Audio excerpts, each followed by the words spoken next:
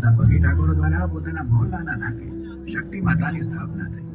મહાદેવપરામાં શીતળા માતાનું સ્થાનક અને હરિજન ભાઈઓ દ્વારા તેમના મહોલ્લાથી આથમણે તળાવની પાળે ભીડ ભંજન હનુમાનજીની સ્થાપના કરીને ગામમાં અલૌકિક ધાર્મિક વાતાવરણ ઊભું કર્યું. સમય વીતતા સંવત 1925માં ગુજરાતમાં 25 સાલી ભયંકર રેલ એટલે કે પૂર આવ્યું. કહેવાય છે કે 25 વર્ષનું પાણી દાણાની કોઠીમાં આવ્યું અને આરસામાં ખાલી પડેલ શેખવાડામાં શેરડીવાળા પાટીદાર ભાઈઓ રહેવા આવ્યા અને જગત દેવી ચોકડીની મહોલ્લા પાસે સ્થાપના કરી વસવાટ શરૂ કર્યો. હાલ પણ જગત દેવીની આ દેવી હયાત છે. સમય દરમિયાન ગામનું ભૂતેશ્વર મહાદેવનું પ્રાચીન દેવળ પડી જવાથી ગામે નવેસરથી શિવાલય બન્યા. પડી ગયેલા શિવાલયના પથ્થરોમાંથી બાળકુવાનો હવાડો કરાવ્યો અને તળાવના ગંગારામાં પણ પથ્થરનો ઉપયોગ કર્યો. ત્યારબાદ પાંચોટમાં સંવત 1994ના જેઠ સુદ દસમ ગુરુવારે સ્વર્ગસ્થ મયાચંદભાઈ જીવરામદાસ ગાંધીની પ્રેરણાથી આખા ગામનો ભાર જેના માથે છે તેવી, આખા ગામનું સ્વાસ્થ્યનું રક્ષણ કરનારી, જેને આખું ગામ પોતાના હૃદયમાં રાખે છે એવી તળાવની પાળે બેઠેલી ગામ ટોડાનીમાં વારાઈના મંદિરનો જીર્ણોદ્ધાર કરીને પ્રાણ પ્રતિષ્ઠા કરવામાં આવી અને વેરાઈ માતાની નવી મૂર્તિનું સ્થાપન કર્યું અને જૂની મૂર્તિઓની સ્થાપના બાજુમાં નાની દેરી બનાવીને કરી. આમ પારાવીરની ઘટના હોય કે વારાઈ માતાના મંદિરનું જીર્ણોદ્ધારનું કાર્ય હોય, જૈન સમાજનું ગામ માટેનું યોગદાન આજે પણ મળ્યું છે. સંવત 2009માં શેરડીના ભાઈઓ દ્વારા મહાવિષ્ણુ જયંતિ કરવામાં આવી અને એ જ સાલના અધિક વૈશાખ સુદ પાંચમની શનિવારે માટલી પાર્ટીના ભાઈઓ દ્વારા ગામની અન્ય કોમોના સાથ સહકારથી 5 દિવસનો પુરુષોત્તમ મહાયજ્ઞ કર્યો.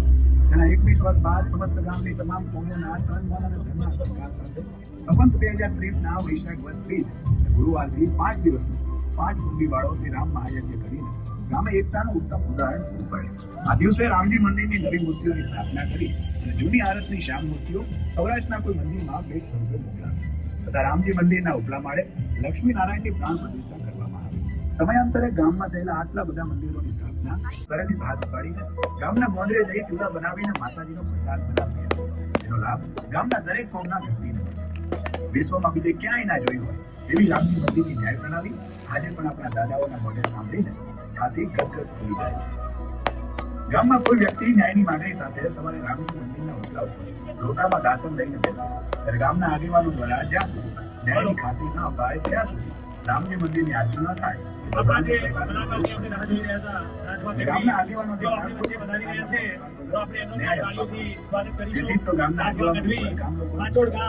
આપનું હાર્દિક સ્વાગત કરીએ છીએ. આજે પણ પાંચોટ ગામમાં ભવાઈ માત્ર મનોરંજન નથી, જનતાની વાણી છે. તેમાં આશ્ચર્ય પાછળ સમાજનું સત્ય અને સમજ છુપાયેલી હોય છે. એ વખતે ખેતી એ માત્ર વ્યવસાય નહોતી, પરંપરા. સવારથી સાંજ સુધીનો પરિશ્રમ, વરસાદની રાહ અને પાક ઉતર્યા પછીનો આનંદ આ બધું ગામના જીવનને સાચી રીતે પરિપૂર્ણ કરે. લગ્ન, મૃત્યુ, તહેવાર કે આપદામાં સૌ કોઈ એકબીજાના ખભે ખભો મિલાવીને ઉભા રહે છે.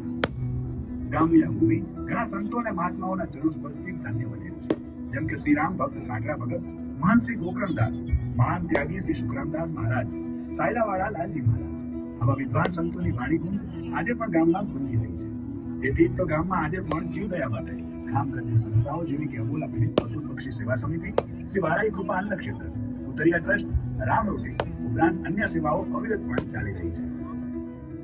ઈશ્વરે પાટીદારોને હિંમતની ધાર, ધૈર્યની શિખર અને હૃદયની એવી તો વિશાળતા આપી છે કે હાથમાં લીધેલા ગ્રામનું કાર્ય પણ સરળતાથી પૂરું કર્યું. પાટીદારો હંમેશા દરેક કોમને સાથે રાખીને ચાલતા આવ્યા છે. ગામમાં કોઈ પણ ધાર્મિક, શૈક્ષણિક કે આરોગ્યને લગતા લોક કલ્યાણના કામોમાં ગામના પાટીદાર ભાઈઓ હંમેશા અગ્રેસર રહ્યા છે. આજે પાંચોટ ગામે હરણફાળ પ્રગતિ કરી છે.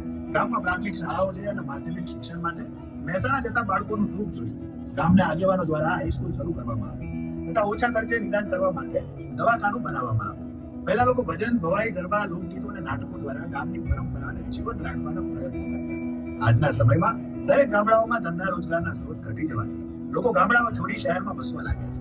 તેથી ગામ પ્રત્યેનો પ્રેમ ધીમે ધીમે વિસરાઈ રહ્યો છે. અને વાત દરેકે યાદ રાખવી જોઈએ કે આ ગામનું નિર્માણ અને જતન આપણા વડવાઓએ પરસેવા સાથે લોહી રેડીને કરેલું છે.